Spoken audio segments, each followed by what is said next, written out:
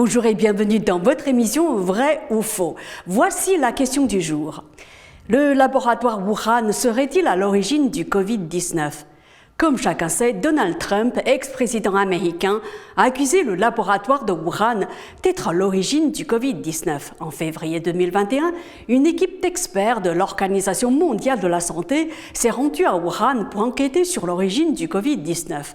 Après un mois d'enquête, l'équipe internationale a conclu que l'hypothèse la plus probable est la transmission depuis un premier animal, puis un deuxième, avant une contamination à l'homme, rejetant ainsi la piste de la fuite d'un laboratoire. Mais depuis mai 2021, sous la pression de Joe Biden, la théorie d'un accident de laboratoire à Wuhan a fait son retour dans le débat américain. Le président américain a demandé aux renseignements américains de rassembler et analyser les éléments qui pourraient les rapprocher d'une conclusion définitive dans un délai de 90 jours. Dans le rapport publié fin août, les renseignements américains affirment cependant que le virus du Covid-19 n'a pas été développé comme arme biologique et n'a probablement pas été conçu génétiquement. Pour sa part, Didier Raoult, le spécialiste marseillais des maladies infectieuses, privilégie la piste de la transmission animale.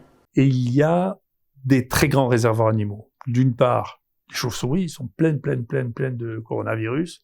Les chauves-souris vivent, et donc ce qui facilite la promotion de nouveaux variants qui éventuellement sont transmissibles à l'homme, c'est qu'il puisse se développer des épidémies chez les animaux, ce que nous on appelle des épizooties, c'est-à-dire des épidémies d'animaux.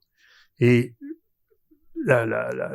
les mammifères sauvages qui représentent le plus grand danger d'épidémie sont les chauves-souris, parce que les chauves-souris peuvent vivre à 1 million dans une grotte et se frottent toutes les unes les autres, et donc la transmissibilité est incroyable. Et les chauves-souris sont plein de virus.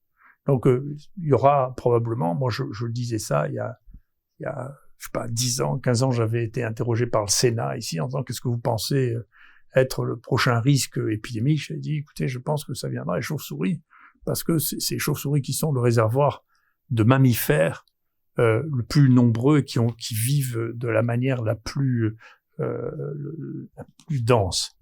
Ce que j'ai découvert, les autres épidémies qu'on a, plus des épidémies, la grippe par exemple, ça vient aussi des animaux, et ça vient souvent d'Extrême-Orient, en particulier du fait qu'il y a beaucoup d'élevage mixte entre les poules et les porcs.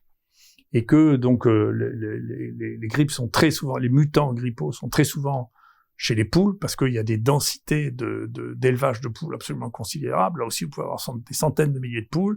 Et donc, si vous les faites vivre avec les porcs, c'est possible qu'elles sautent, que le virus devienne infectieux chez le porc, et c'est une étape pour devenir infectieux chez l'homme. D'accord ? C'est-à-dire que la grippe aviaire, en réalité, n'est pas devenue une épidémie humaine, pour l'instant, hein, parce qu'il n'y a pas eu de relais chez le porc. La plupart des mutants grippaux qui se sont révélés chez l'homme sont passés chez le porc. Mais tous les ans, il y a des nouveaux mutants grippaux qui viennent généralement de ce mélange poules et porc, tout le temps. Ce qui est nouveau, donc nous, on a aussi eu des épidémies, plus de bactéries que de virus dangereux pour nous, dans les élevages, dans l'élevage intensif, de poules et de porcs. Et en particulier, on a eu des bactéries résistantes, Escherichia coli, les staphylocoques, chez les poules, chez les porcs, c'est vraiment des épidémies, mais qui sont des épidémies, c'est comme, on dit c'est des staphylocoques dorés ou c'est des Escherichia coli, mais en réalité, c'est des variants, comme pour le virus, c'est-à-dire des clones qui sont plus contagieux, qui portent des mutations, qui se sont répandues après une multiplication considérable dans des élevages très denses. En fait, les hommes politiques, fussent-ils les présidents américains, doivent laisser les scientifiques faire leur travail selon les lois scientifiques, sans pression politique d'aucune sorte. Le débat sur l'origine du Covid-19 doit rester sur le terrain strictement scientifique. C'est la fin de cette émission. Merci à vous de l'avoir suivi. N'hésitez pas à vous abonner à Mandarin TV YouTube. À bientôt.